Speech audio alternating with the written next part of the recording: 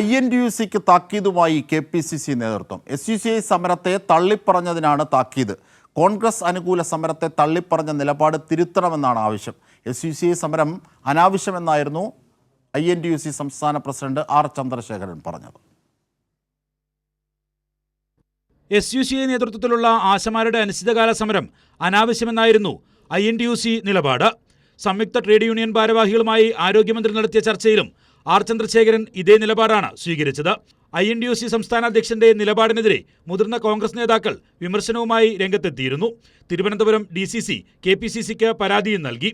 ഇതിന് പിന്നാലെയാണ് നിലപാട് മാറ്റണം എന്നാവശ്യപ്പെട്ടുള്ള KPCC നേതൃത്വത്തിന്റെ മുന്നറിയിപ്പ്. KPCC president K. സുധാകരനാണ് ഇക്കാര്യം ചന്ദ്രശേഖരനോട് ആവശ്യപ്പെട്ടത്.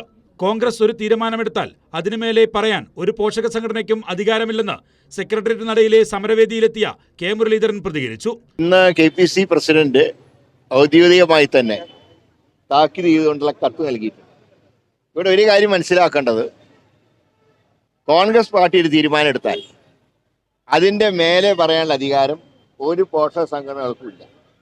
കഴിഞ്ഞ കുറച്ചു കാലമായി കോൺഗ്രസിൻ്റെ ദേശീയ നേതൃത്വം എടുത്തിട്ടുള്ള തീരുമാനം INTUCയെയും ഇതുപോലെ പോഷക സംഘടനയാക്കി അവർ കണക്കാക്കുന്നുണ്ട്. ചന്ദ്രശേഖരനെതിരെ പാർട്ടി സ്വീകരിച്ച നിലപാടിൽ തെറ്റൊന്നുമില്ലെന്നായിരുന്നു രമേശ് ചെന്നിത്തലയുടെ പ്രതികരണം. പാർട്ടി എടുത്തത് താക്കീത് കൊടുത്തിട്ടുണ്ടെങ്കിൽ അത് തെറ്റൊന്നുമില്ല.